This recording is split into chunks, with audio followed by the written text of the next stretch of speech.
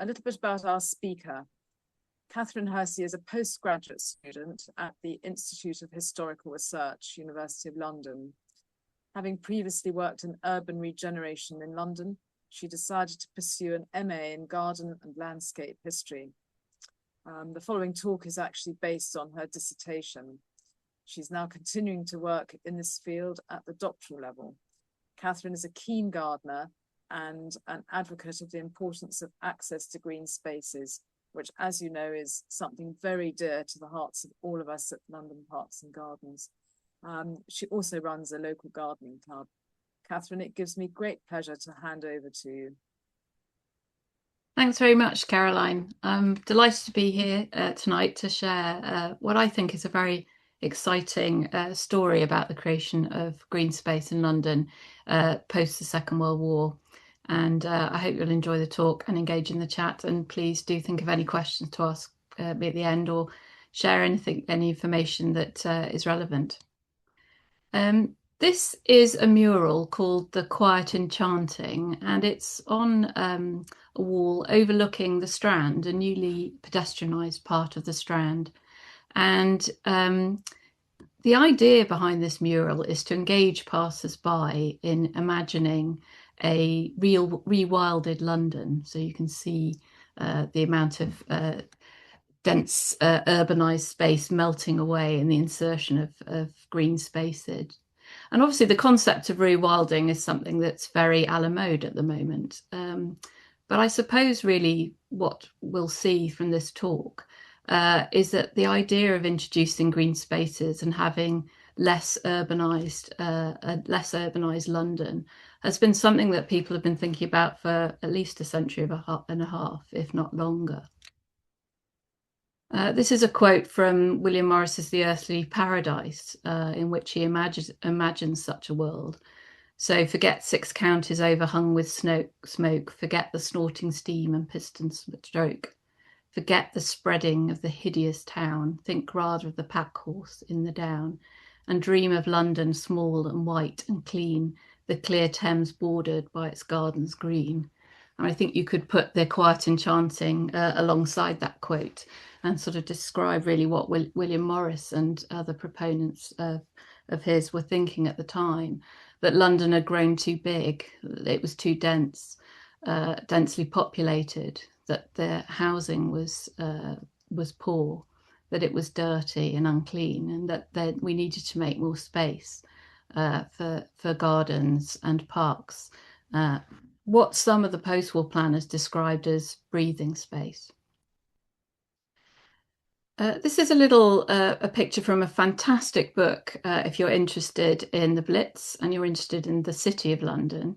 It's called The City of London, A Record of Destruction and Survival, and it was written by 2 planning consultants, C.H. Holden and W.G. Holford, as consultants to the City of London Corporation to develop their post-war redevelopment plans. And the book's fantastic because it catalogues different sites all around the city and what they looked like in the immediate post-war era. And here you can see Cannon Street with the buses, and either side of that street, the demolished buildings that have been brought down by bombing and by incendiary fires. Hang on, let me just turn I should have turned my pointer on. Hold on, there we go. Can you see that, hopefully? This site here, as you can see, right in front of St. Paul's, is now this garden, Festival Gardens. It's a really lovely place. On a sunny day, you can walk in, sit on the grass, chat to your friends. For those of you that are aware of the Worshipful Company of Gardeners, they actually donated these 3 fountain heads here as part of the fountain. And this garden was created in 1951 as part of the City of London Corporation's contribution to the Festival of Britain. You imagine just across the river on the south bank, you have the Skylon, and later brutalist architecture and a very different modernist feel to the south bank. But north of the river, this was the City of London Corporation's contribution, designed by Professor Sir Albert Richardson. And as you can see, it's a much more traditional idea. And this was just one of a series of gardens that were created in the city after the war.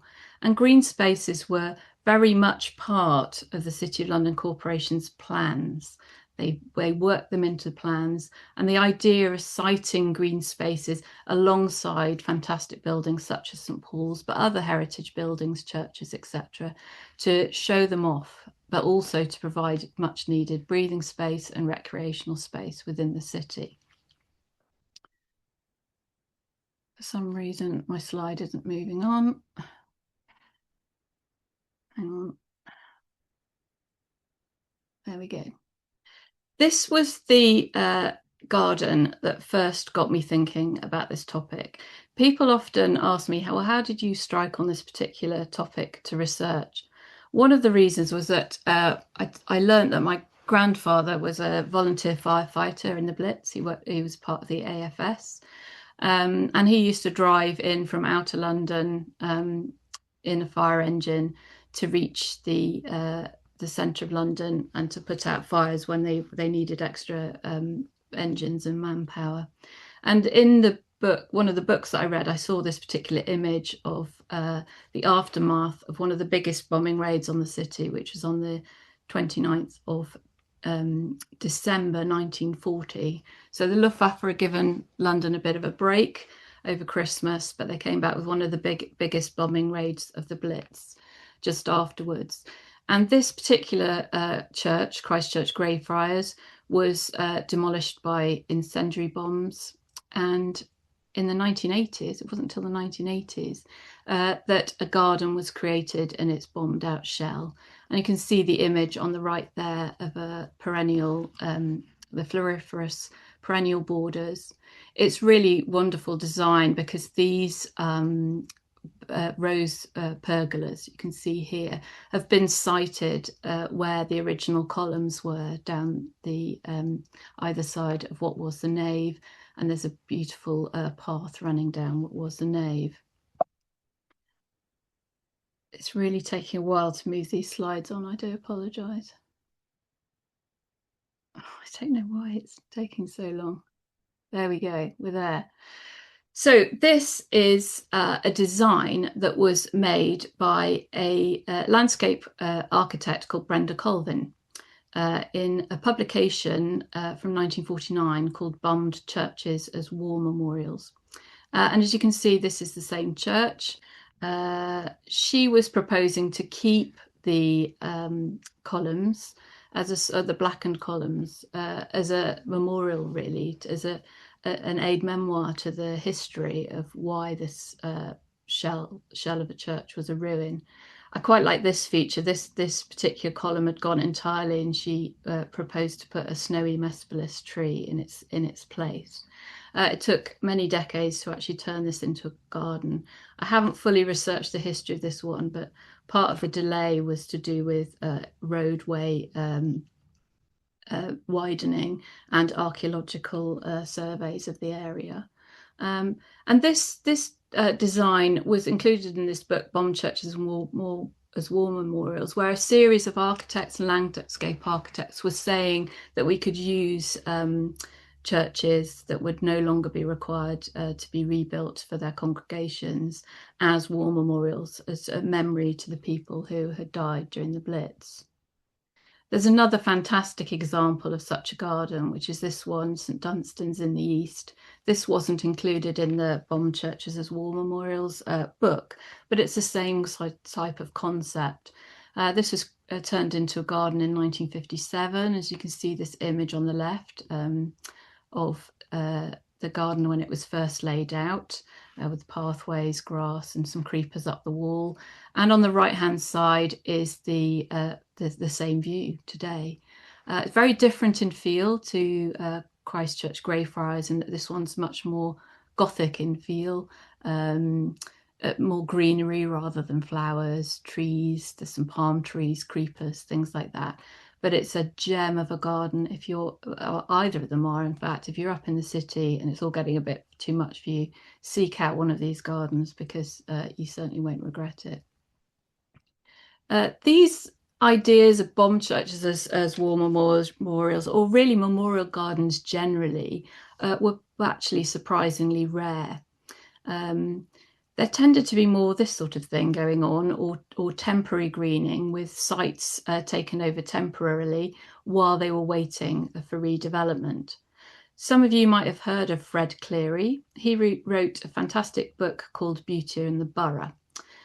Fred was chairman of the Metropolitan Public Gardens Association, which many of you will have heard of, as doing fantastic work in creating green spaces across London.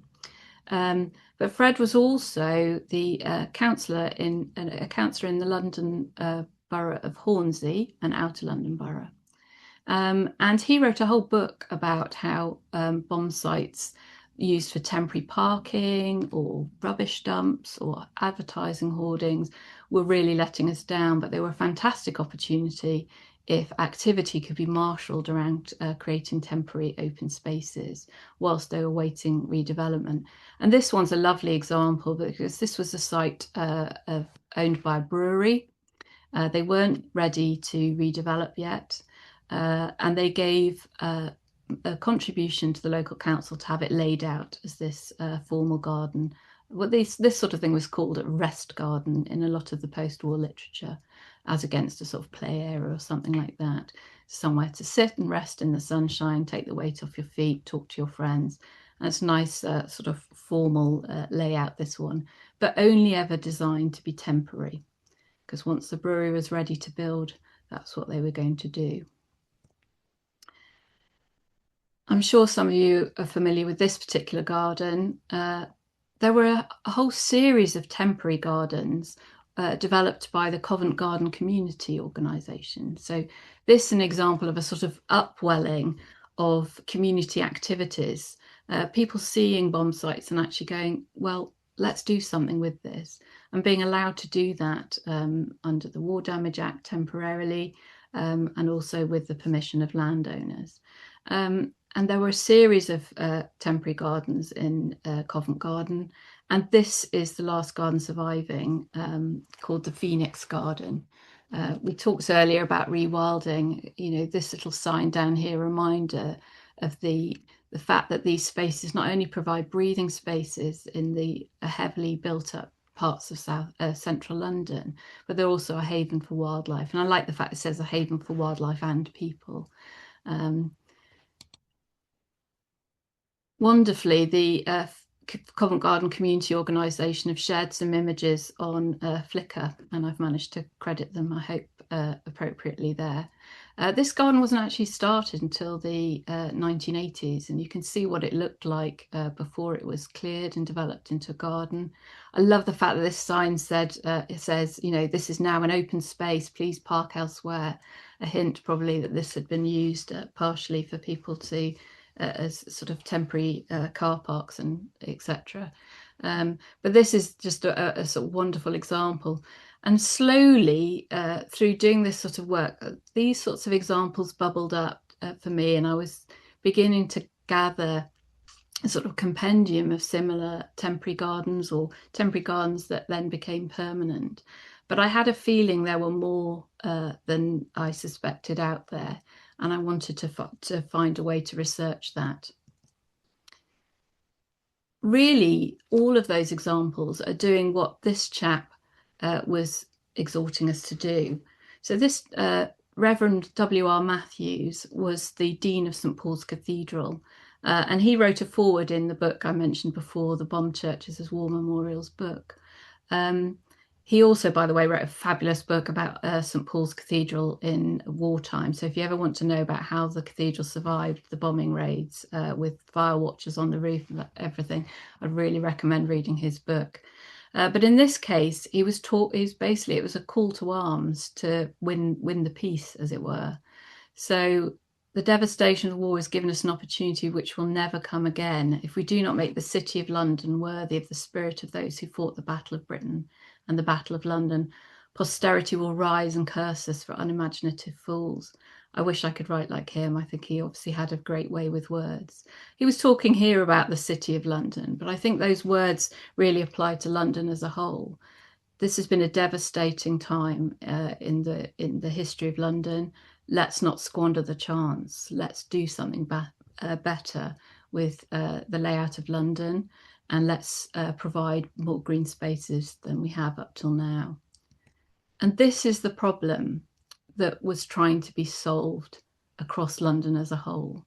It was the fact that in the densest, most densely populated neighbourhoods, the neighbourhoods with the poorest housing, there was very little space for children to play, for people to rest, for people to participate in recreation.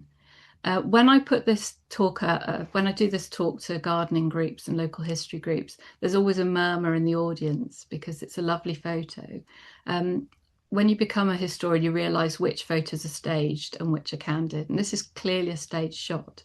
But I don't mean to say in saying that these children probably weren't doing this. You know, they were definitely finding bomb sites to play on. You know, they may well have been forming makeshift seesaws out of barrels and planks. I love this fact that this little chap's broken his leg and is probably wearing his mother's shoe. But this was a problem that needed to be resolved. So from the late 19th century, right up until the outbreak of war, planners, urban reformers, organisations such as the Metropolitan Public Gardens Association or the Commons Preservation Trust, they were all saying this is a big problem. How do we resolve it? How do we get more green spaces in to London's urban fabric? And they had done a series of good things, those organisations, but the remedial works were never on the scale that was required to provide the kind of open space availability that everyone recognised London needed. So it wasn't really until the war came along and bomb damage came in and people realised that London needed to be replanned, that there was an opportunity to seize, and open spaces were surprisingly visible in the post-war planning documents. This is a quote from a book called The County of London Explained, which was a little sort of penguin full-colour document designed. It was written with the population of London in mind, saying this is what the planners want to do. Are you on board with this? It was written in a way that people could understand and people could really get behind, because the planners knew that the bomb damage had created chaos, death, destruction, sadness, but there was going to be more upheaval as London was reconstructed. And they wanted to make it clear that they valued open spaces. And this quote really sums that up, that they're not extras to a life of eating, sleeping and work. They are or should be an essential part of life. And because they're essentials, a town plan must give space for them. And I think that's really a thinking that we still feel today and was definitely clear then. I find it's very easy to do down planners. You'll notice that Caroline Institute said that I used to work in urban regeneration. I did that on the back of a town and country planning degree.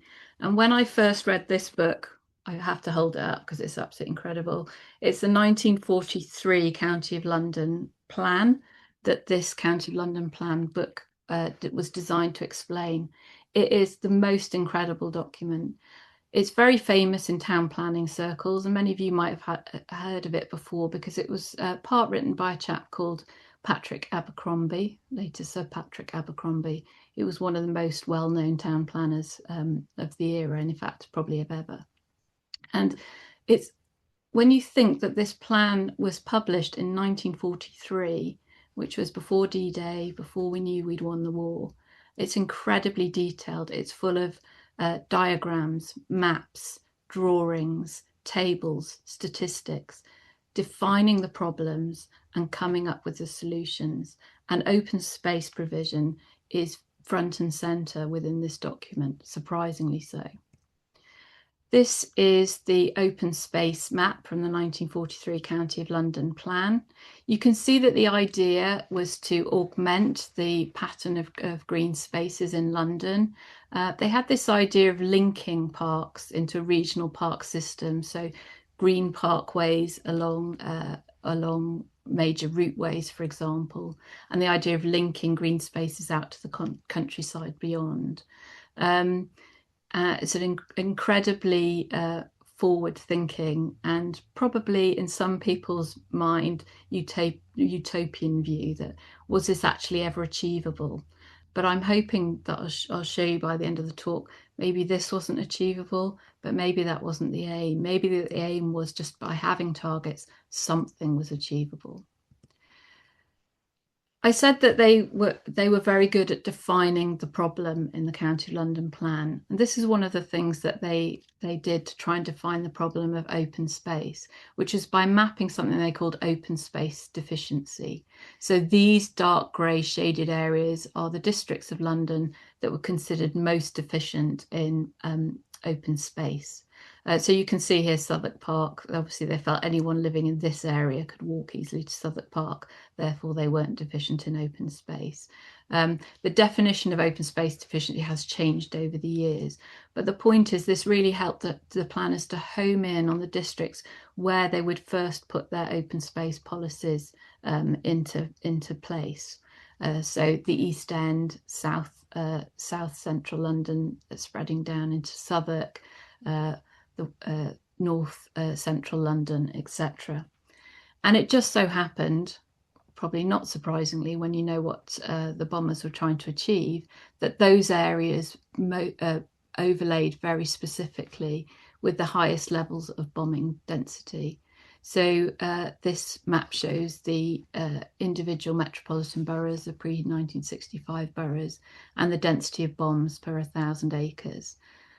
Unsurprisingly, the Luftwaffe were aiming for our war effort. They were aiming for our warehouses, our transportation, our factories, our centres of administration, etc. And so whilst the impression is sometimes given of the Blitz that it was terror raids, the bombers were at least trying to hit certain targets. There are various historians that have gone into the German archives and discovered that. But unfortunately, the bombing accuracy was only 10 to 30%, and it was only 30% on moonlit nights. So unsurprisingly, whilst they were trying to hit certain targets, they didn't always hit them. But because of most of those targets were in these areas, the East End, the central areas, South Central London, that's where the heaviest density of bombing took place. And so you can see that if the planners had the idea to create new green spaces after the war, then the fact that the bomb damage happened to overlay with the areas where those open spaces were most needed was an opportunity. I like to put a few statistics in because people often ask me this. In 1943, the County London Plan had a target of 4 acres of open space per 1,000 people. And if they'd hit that target, they'd have needed a whopping 5,240 acres of new green space or open space across the County of London area. They actually reduced the target. They said only temporarily, but you know what targets are like. In 1951, it was reduced to 2.5 acres of open space per 1,000 people, and the aim was really to target the most deficient districts first. And at that point, the London County Council put a target, actually costing that they thought that would cost £30 million. That's in 1951. So it was a fairly sizable endeavour. And at that point, they thought they would need 3,000 acres of new open space across the county area. And they very clearly said that the areas where the bomb damage was where they were first going to target for green space creation. So this quote here, sites which are already cleared of buildings, either by enemy action or other causes, and sites which are occupied only by temporary buildings were to be used for new green space creation. So when I read that in the book, I thought, right, I am onto something here. I had the theory that they must have done this, but this is very clear policy behind that. How much bomb damage was there? Well, there were 3,830 acres of vacant land, including land containing temporary structures such as prefab houses, in the 1949 survey. So you can see that even if they'd hit their target, 1951 target, they'd only had 830 acres left for other things. And obviously, the most pressing thing was housing. And given that, I think it's incredible what they did achieve in terms of open space creation. There's a researcher, he's Danish, I think, called Matti Hannikainen, and he's written a fantastic book about the 19th century creation of green spaces across London. He did case studies in Southwark and Camden predominantly, but he talked about recreation across the whole of London and green space creation across the whole of London. And by analysing something called the London Statistics and also committee minutes, etc., he estimated that the LCC and then the GLC, the Greater London Council that took over from the LCC in 1965, created 800 acres of post-war green space. I've not done that research to add it up myself, but that's what he estimates. So well short of the targets. But actually, if you stop and think, 800 acres that wasn't there before the war is quite some achievement. It's not moving on again. I don't know why. I'm so sorry, everyone. There we go. This is the open space plan, proposed and existing open space plan from 1951. This is a nice hint of where they might have been creating some of these parks. Incidentally, this is Holland Park, by the way, so obviously that was actually bomb damaged, that house, but obviously the mode of acquisition was different from that. But really the focus of my study is more in this area here, South Central and Eastern London. And maps like this provide, and the documentation in the plan obviously provide hints about where they might have been carrying out these policies. But I wanted to find a different methodology, and I was able to find that through mapping techniques. The London County Council, as well as creating this wonderful planning document, did a fantastic job of mapping bomb damage. If you're interested at all in bomb damage generally, then you can buy these bomb damage maps in a folio, in a book, available for Christmas if you're wanting somebody to buy you a nice Christmas present. But they have also marvellously been digitized by the Institute of Historical Research, where I'm studying.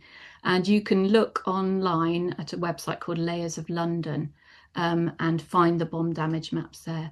And they're very easy to navigate. And you can go anywhere over London, zoom in, zoom out. It's absolutely fantastic.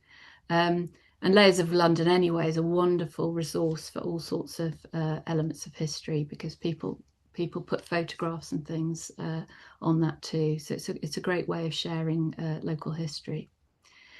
This is the kind of information that you get from the London County Council bomb damage maps. They were at the 1 to 2500 scale, which means that you can see individual buildings.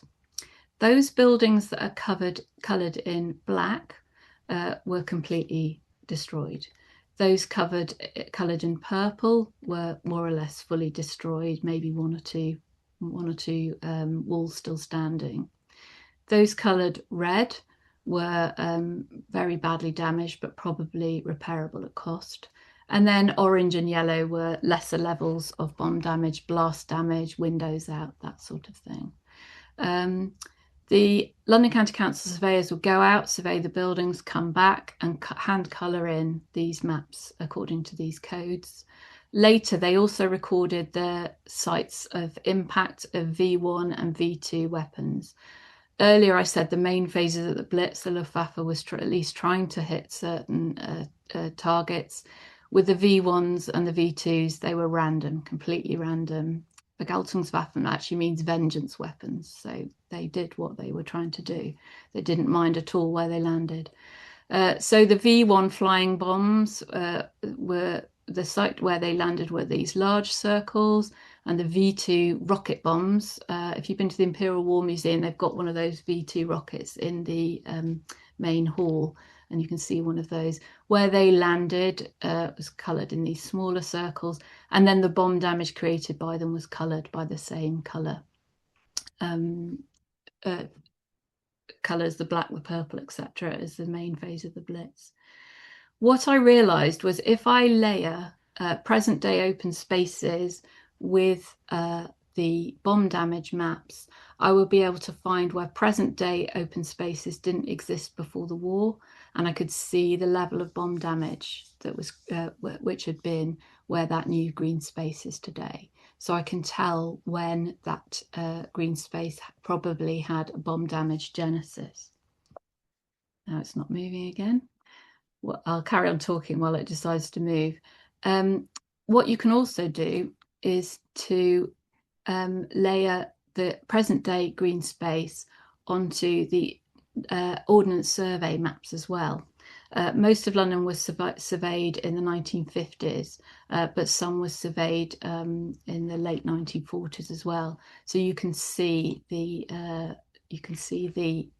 impact of bomb damage on those two by the fact that on the Ordnance Surveys you have clear spaces or the word ruin written where there had previously been a building. This is not moving and I don't know why. I'm just going to turn this off. I'm just going to turn this off in case that's got anything to do with it. There, right, I'm going to do it this way. So this is what I talked about in terms of overlays. I do this through a program called Geographical Information System. The one I use is called ArcGIS. And what you can do is layer multiple layers of maps and change how the perspicacity of them so that you can see here that the present day green space called Hermitage Riverside Memorial Gardens and what was there at the time of that Ordnance Survey.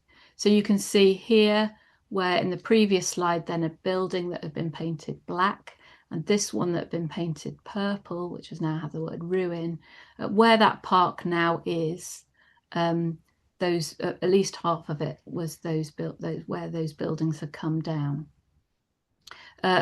For orientation, if you don't know, this is Wapping. So upriver from here, you've got Tower Bridge, and this used to be wharfs, etc. This and other important information, obviously, is photographs. And this is a photograph from 1951 of that site. This is looking downriver now with the Thames on the right-hand side, looking at the wall of the warehouse, which was slightly bomb damaged but still standing. That was later taken down to help complete the park. But the building that was painted black and the one painted purple, basically this is what they were looking like in 51. And this was trailed in the 1951 plan as being going to be one of the early examples of a riverside park. And this is what it looks like now. Just to confuse you, this is now looking upriver towards Tower Bridge. But you can see what an amazing achievement it is to create a park next to the river, because it massively increased the sense of space and breathing space by borrowing the open space that is the river. This is an interesting one I talked to you about before about the fact memorialisation was fairly rare in terms of a lot of these parks. But this one, Tower Hamlets Council have put this memorial here with a dove cut out. And that is a memorial to people of Tower Hamlets who actually died during the Blitz. If you don't mind, because I'm so interested in riverside parks, I'm just diverting to this one. I don't know, maybe some of you have been here. This is a view from one called Kingstairs Gardens, which is in Bermondsey. This is the view that you get from that park. I mean, there aren't many better views in the world, I'd say. And this is what the park is now. This is an example of one where it was a combination of some bomb damaged properties and they were mostly industrial properties, others which were compulsory purchased and demolished to create this riverside park. As you can see, the pub here, the Angel, was spared the bulldozer. So there's another reason to go down to this, not just for the view, but you can have a nice lunch and a drink. This image here is what this looked like in 1977. This is a really interesting book, a chap called Charles McKean, and he was bemoaning the amount of what he called blight across London and saying we just seem impossible. It seems impossible that we can don't seem to be able to stop the rot of our cities, he was saying. And he gave this one as an example of that. You can actually see the GLC had put up a sign saying we're developing this open space. It's going to be called Kingstairs Gardens. And he obviously and others took one look at it and go, well, when's it going to happen? This is 1977 and the war ended in 1945. But this is an example of the fact that these are very long-term projects and their layout had to wait until the compulsory purchase land assembly was finished. Anyway, I just put that one in because it's a really interesting little garden and well worth a visit. Oh, and there's also, it's called Kingstairs Gardens because there was actually I think it was a 14th century water steps there and a small palace. So I said that my methodology was to look where current open spaces are and look at the map layers beneath them to see what the bomb damage was. I couldn't, unfortunately, look at the whole of London, so I focused on the present-day London Borough of Southwark. I thought I would find things because the targets in the County of London plan were quite impressive. Bermondsey Borough was up here. This whole borough used to be split into 3 smaller ones. So Bermondsey was up here with Southwark Park in it. They already had 78 acres and they had a target of 152 acres. Camberwell, which was down here, went right into the suburbs, and which had quite a lot of green space. But in the northern areas of Camberwell, it's very poorly provided with green space. So they already had 264 acres in that borough, but they had a target of 449. And then Southwark up here in the northwest only had 35 acres of open space before the war, and they had a target of 243. So what I needed to do is look at each of these green spaces in turn, look at the maps, and then look if I found something interesting in terms of the level of bomb damage at easily accessible archive sources to verify whether they were green spaces that I would say had a high correlation to bomb damage. And these are the ones that I found. So these are the sites which had a strong correlation with bomb damaged land and that didn't exist before the war. Or in the cases of numbers 16 to 25, they were pre-existing open spaces, but they were extended onto bomb damaged land.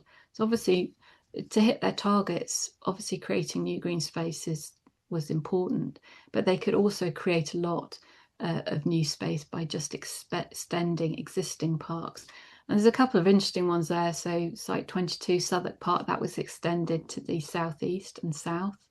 And also Geraldine Mary Harmsworth Park, which I'm going to talk about in a bit, and Kennington Park was extended southeast into Southwark. And there are a number of smaller parks and playgrounds which also just extended a bit onto bomb damaged land.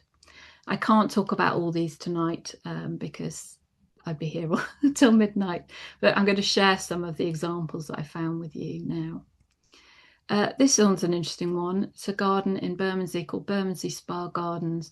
It was so called because nearby in the 18th century there used to be a spa gardens there.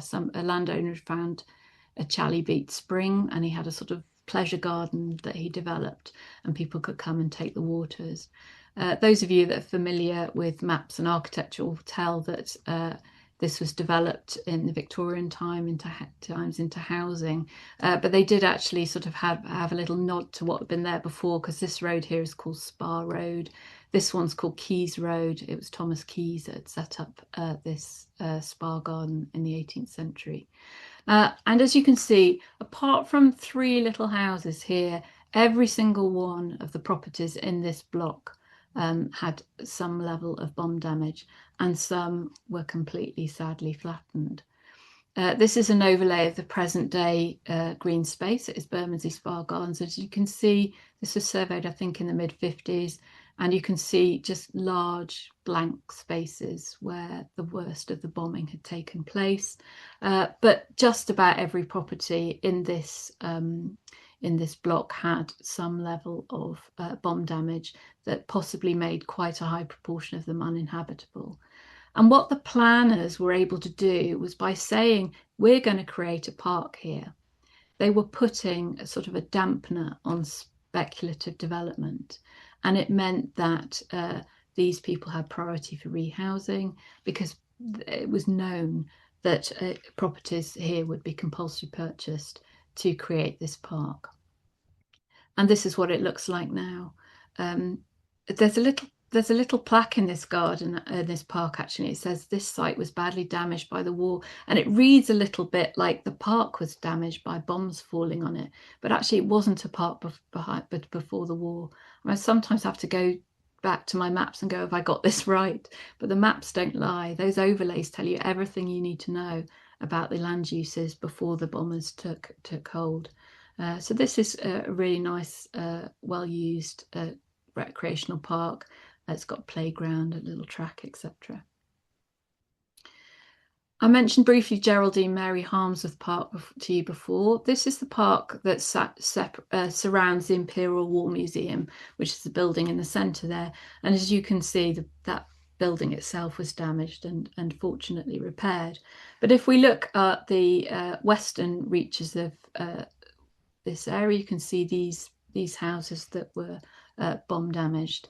And you can see how the park was extended westwards to where those houses had previously been, because this OS map shows them completely blank spaces in about the 1950s. And if you stand now looking at where those houses used to be, you now have a clear view to the Imperial War Museum, whereas before that would have been a row of houses. And that's another technique that the planners employed, a bit like creating open spaces by the riverside. By opening up to major road junctions, again, you have this feeling of spaces being inserted into the urban fabric. This is a garden I'd like to share with you now called Leather Market Gardens. This is just south of London Bridge. Here I've got an overlay. The green space here is the present day Leather Market Gardens. I've overlaid it here on the 1950s map just because it's nice and clear. But you can see the amount of blank spaces there, the word ruin. You can also see the word tannery. This area was known for leather working, for tanneries, for leather warehouses, etc. It's very near, just to the south of this gardens is the listed Leather Exchange, which is a beautiful building that's listed. And you can see the road's called Leather Market Street. There's another one nearby called Morocco Street. So you know that this was the heritage of this area. But many of these buildings were destroyed or damaged or flattened. And this was the programme map of how the London County Council put together this open space. So you can see that the land edged in red were the parts of this site which were where the buildings had been completely destroyed and were first to be cleared and first to be laid out green space. And that process was to take between 1955 and 1960. The next that they were going to buy was the blue ones. They were generally existing businesses that were still operational. And there was obviously a period after the war when they were decentralising populations out of London, but also the aim was to decentralise industry out of London too.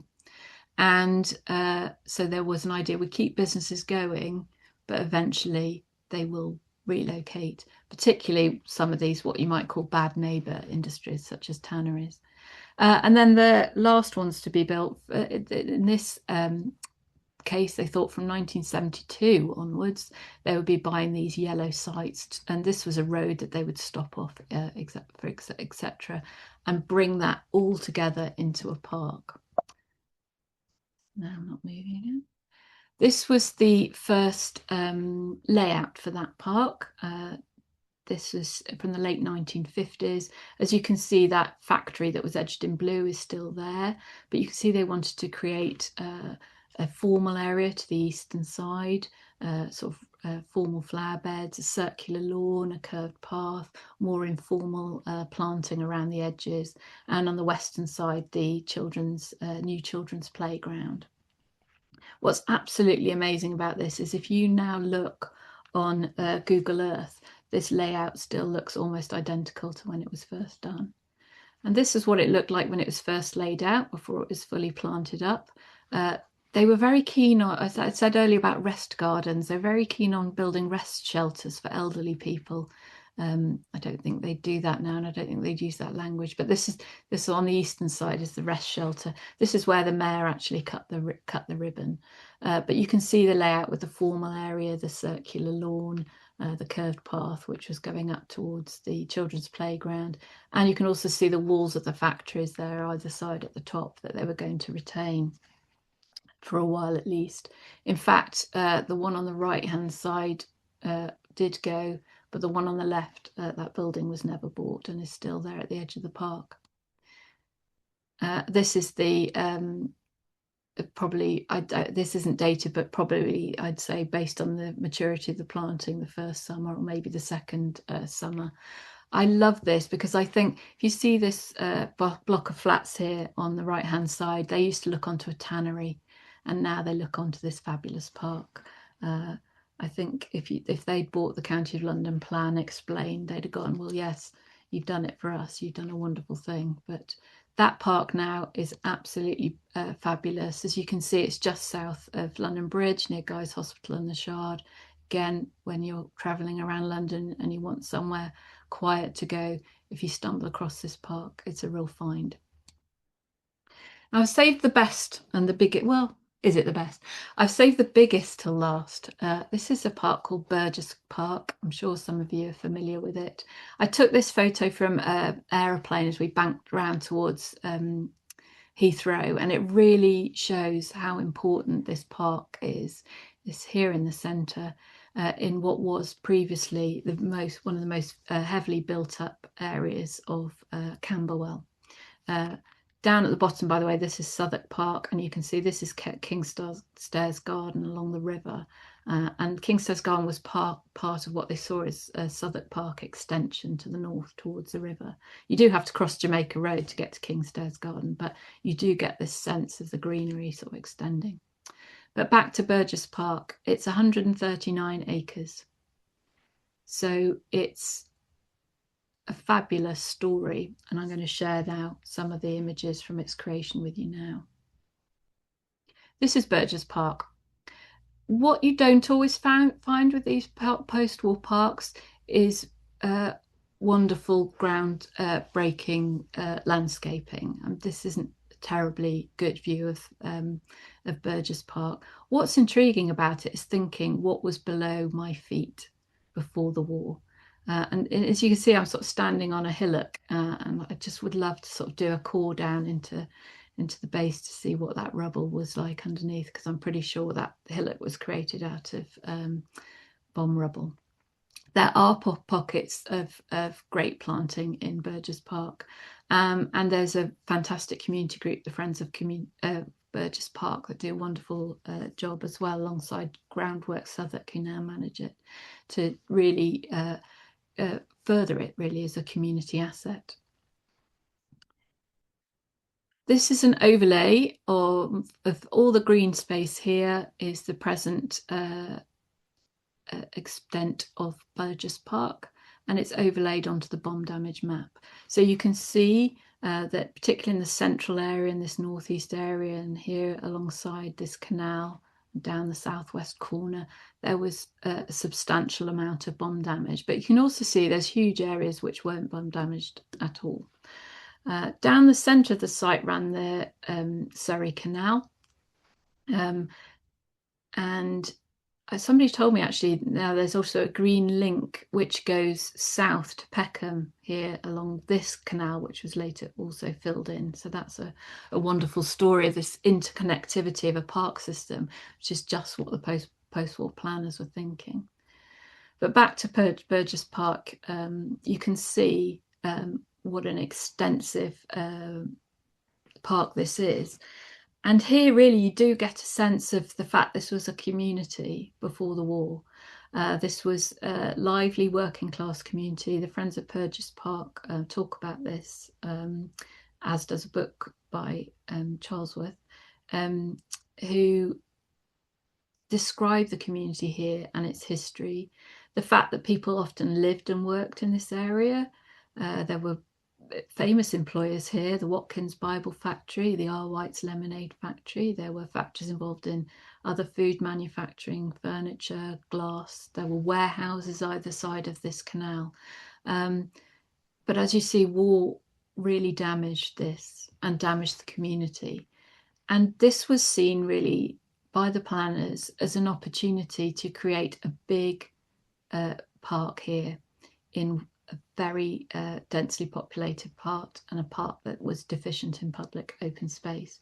And the working title they had for this park was North Camberwell Open Space, which wasn't very jazzy, but I suppose it described what they were trying to do. This is the site of Burgess Park. This is looking northeast, just to confuse you, but you can see the Surrey Canal running down the centre there. You can see the central area, which was the worst hit by the bombing, these sort of light grey areas. These little Lego cubes, as I like to call them, are prefabs. And prefabricated buildings sprung up all over London to house people that have been bombed out of their homes.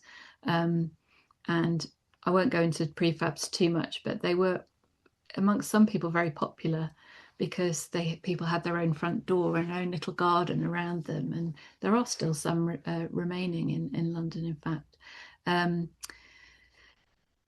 What you can't tell from this particular image is the fact that it's obvious the areas which were worst hit, but there was damage to a lot of these buildings. When you zoom in, you see the fact they don't have windows, for example. This jigsaw puzzle is the Land Assembly plan that the London County Council had. So this dates from 1955. The areas coloured green were the first to be laid out as green or open space. Those were the sites that have first been cleared bomb damage. These ones were green these were green spaces in 1955 already. The next to be bought were the red spaces. The programme for that was to create by them between 1955 and 1960. The next were the blue. They were to be developed up to 1972. And then the yellow were the least badly damaged, or not damaged at all. And these weren't to be bought and brought into the Land Assembly until between 1972 and 2005. It always makes me so surprised when I think this part was sort of first trailed in the late 1940s, and even then they knew that it might not be finished until 2005. Good news, it was the Land Assembly was completed ahead of schedule, a capital project in the UK ahead of schedule, and it was the Land Assembly was actually completed in the early 1980s. But I think that particular diagram's incredible when you think about the long-term planning and the assiduous dedication to task of the planners to programme this and slowly buy the sites up to pull the Land Assembly together. This was one of the first sites to be laid out. If you compare this with the diagram of the children playing on the bomb damaged equipment, this is a purpose-built playground, happy smiley children, happy mothers. And in fact, if you go into the archives, there are lots of letters to the council saying how wonderful they're finding it. One particular mother said that her daughter had to cross 3 roads to get there, and could they actually put a new gate in so that she didn't have to do that. So clearly it was a wonderful resource, and it was very important that the council sort of had these sort of PR successes such as this to show people there is a park coming, and we're getting on with it. This is a programme map from 1960. You can see here all these little Lego squares are all prefabs. So these were the next ones to be bought, the ones in red. But you can see by 1960 a few extra sites have been added, sites expanded. I'm going to talk about these two down here, site 23 and site 30, because I've got some good images of those. This is site 23, which overlooks St George's Church here. That was damaged, but not luckily destroyed by bombing. It's now apparently houses. But you can see this is the kind of thing that the London County Council would do. They'd complete the land assembly, clear the land, lay out to grass, plant a few saplings, put some benches out, etc., etc. Again, a symbol that the park was on its way.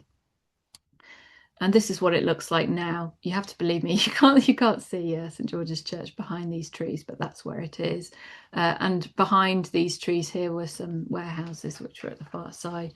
Sometimes when you're walking around, you're thinking, oh gosh, what, am I in the right place? You have to compare and contrast the photos when you get home. But I assure you, I was standing more or less in the same place as that last photo. Not quite as a good sort of local park is this site 30. By now, this image is taken in 1961, and you can see by now some tower blocks have been constructed. So the housing provision is beginning to kick in. They've actually filled in the Surrey Canal by now to bring that into the park later. And as you can see, this site's just been cleared and grassed. There's actually a fantastic Friends of Burgess Park podcast. It's called The Bridge to Nowhere, and the history of this park is actually discussed in that particular podcast. And they have an interview with Dave Sadler, who was the first manager of the park, and also with Joyce Bellamy, who worked at the GLC. So the GLC actually took over the land assembly in 1965 when the LCC was abolished and the GLC took over. And Joyce Bellamy worked in the Parks Department, and she said they came in for a bit of stick for sites like this, which were just a bit uninspiring and blank, and they just grassed it over. But she said it was very important that they didn't waste loads of money on landscaping until the lands assembly had been was more advanced. But it was important to lay this out to grass as a symbol that the park was coming. And this is more or less the same view now. You can see the tower blocks in the park in the distance, and you can see the long line. This path is a line of the Surrey Canal. It runs straight down the centre of the park. So it's still, if you know what you're looking for, sort of an idea of what used to be there. This is a little programme map to show again how they went about this. This bit here in the middle, existing open space, is Scarsdale Playground. That's the image of the playground that I showed you before. Either side of that, they bought the sites and laid them out to grass. It says existing open space. And you can see that by 1965, the people that lived in all these prefabs had been found homes. And so this site was then transferred from the housing department to the parks department. The prefabs were taken away, and then this little bit of land added to the ones next to it to create a slightly bigger area of green space. That's how they did 139 acres over several decades. It wasn't until 1972 that the GLC went public with a master plan of the landscaping. So the London County Council had sort of fought a bit shy of doing that, although they had some vague ideas about what they might do. But the GLC were about to spend a lot of money completing the land assembly ahead of schedule, as I said before. And so it was important that they had a good PR campaign, and they went public with this first layout. As you can see, this straight line down the centre is the line of the former canal. This is a boating lake. Eventually it was built further up, but anyway, you get the idea. Sports pitches, very important. Areas a bit more wild greenery, formal gardens, etc. And this is how they marketed it. The new Hyde Park down the Old Kent Road. Yeah, it doesn't really feel that like Hyde Park, but you get the idea. You know, this is something big coming. This is important. This is as important as Hyde Park to the people that live in this area. It's going to achieve wonderful things for the people that live nearby. And there are some vestiges of the past in this park, if you know what you're looking for. There's further north, there's some lime kilns, which have been preserved. There's this wonderful feature which is called the Bridge to Nowhere, which is why the Friends of Burgess Park called their podcast the Bridge to Nowhere. This used to span the canal, so this used to connect two warehouses. You can actually walk up, walk across, and then walk back down again. But it's a quite nice feature.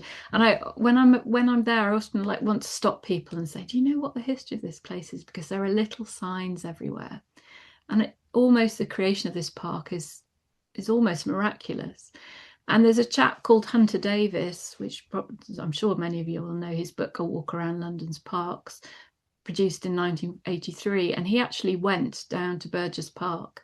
And you can see his quote here. He was as impressed as I am, and I hope you are. So Burgess Park is unbelievable. Is that too strong a word? I think not. I would go further and call Burgess Park the most incredible park in the whole of London, probably in the world. Experts arrive regularly on official visits from almost every city just to stare at it. To a man and to a woman, they make the same remarks. However, was it done? Well, you know a little bit more about how it was done, how this park was stitched together over several decades. And through my ongoing research, I'm trying to flesh that out in a bit more detail, understand the compulsory purchase orders, which legislation was used, why were the timescales as they are. And I'm not just looking at Burgess Park, I'm looking also at the East End. And my research is now moving on to Mile End Park, another phenomenal example of the post-war planners creating fantastic open spaces in the most deprived parts of London. This is a linear park. Mile End Park is 90 acres. It runs from Victoria Park in the north alongside the canal here. It has a sports stadium, sports pitches, etc. And it's another fascinating example of how the London County Council and then the GLC put the post-war planners' ideas into action. It also have this wonderful feature. Obviously, this is not what the post-war planners envisaged, but this is a green bridge which connects two bits of the park over the Roman road. And yeah, the planners didn't really know how to tackle the east-west roads and railways, but now technology has delivered a fantastic solution. And just to whet your appetite of some of my future research, this is a image of part of what is now Mile End Park. This bridge has a wonderful name, Twig Folly Bridge. And you can see this is an early part of layout before the land assembly was completed, and they put some tennis courts in. They're not there anymore. And it was part of the original layout of Mile End Park was known as King George's Field. And the King George's Foundation were involved in part funding it and commemorating King George in that way. And so I just think this is a particularly interesting story, and maybe I'll come back one day if invited and share that story. But for now, that's the end of my talk. I'm leaving you with this quote, which is from the Journal of Park Administration, Horticulture and Recreation, sadly no longer existing as a publication. But you can see, just as I'm celebrating the achievement today, in the 1960s, they went out and did this wonderful piece about all the wonderful things that were going on around London in terms of green space creation to provide much needed breathing space. If you're interested, I've written a journal article which has been published in the London Journal, which covers my research in Southwark only. So that's available if you're able to access academic journals.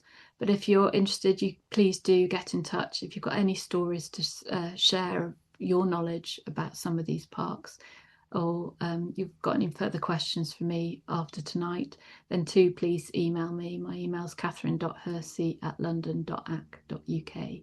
I'll leave that up for a couple of minutes and I'm happy to take questions.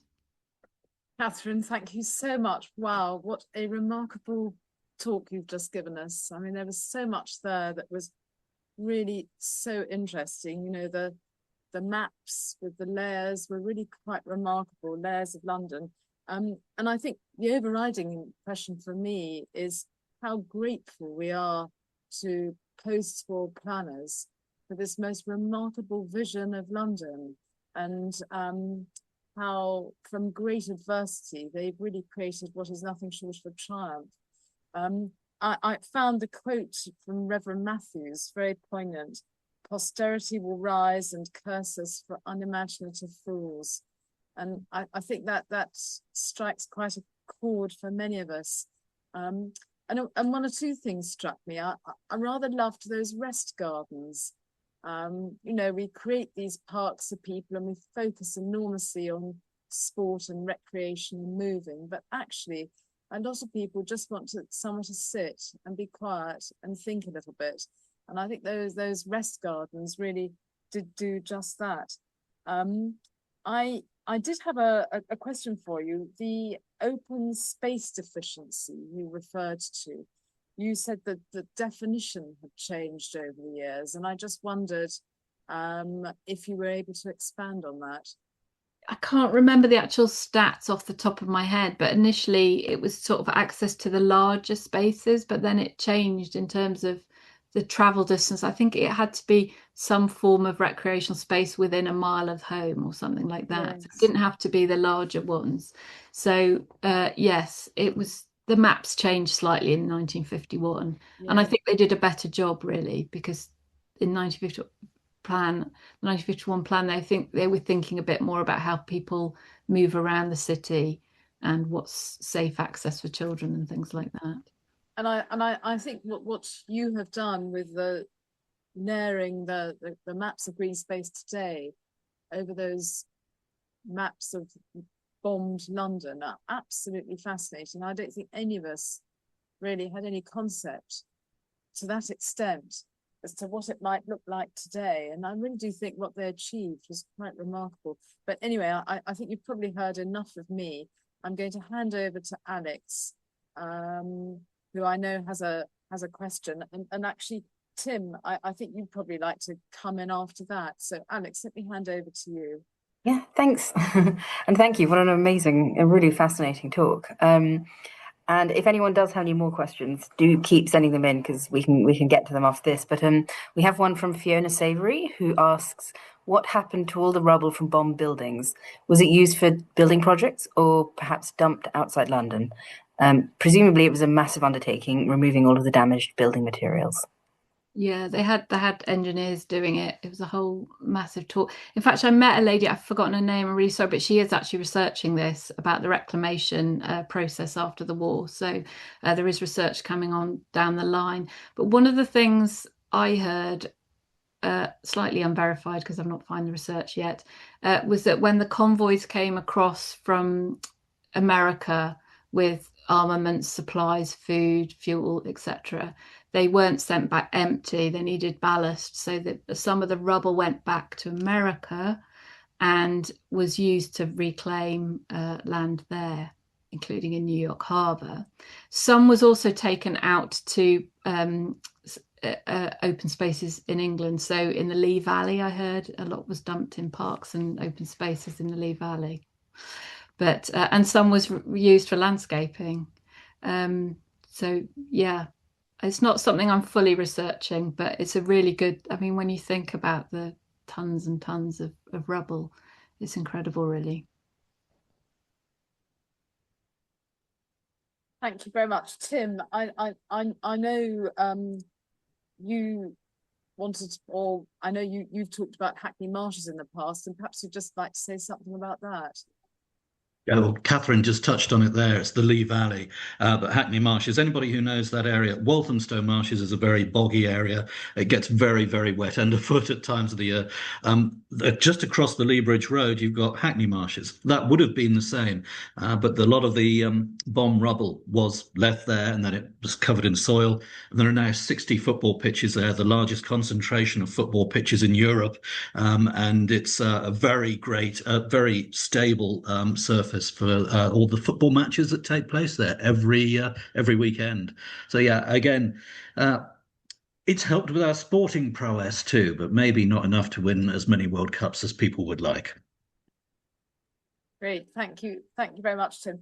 I don't think we've got any more questions now, and time is ticking on, so I think perhaps it's time to close what has been a a really fascinating talk, Katharine. I think you've opened our eyes to so much, and we would love you to come back when you've done a bit more research and give us a part two. I mean, I think what also this greening has done is it's just given so many opportunities to communities across London and community initiatives, and that is another triumph out of a desperately sad and tragic situation. Well, my warmest thanks to you, to Tim, and to Alex. And perhaps before I go, I could just remind you that booking is now open for our wonderful London Open Gardens 2026. We have a special Christmas offer of £17 a ticket, so do go and have a look at our website and be tempted, perhaps for a friend as a present. Our next talk is on Tuesday, the 13th of January, and this is an online talk given by Mary Kuhn, who is one of London Parks and Gardens' own researchers, and she'll be talking about the influence of migration on community food growing gardens and their gardeners. Again, all details will be on our website, and we hope you will join us. So thank you all very much for coming. I wish you a very enjoyable rest of the evening, and very much look forward to seeing you in 2026. So thank you and good night.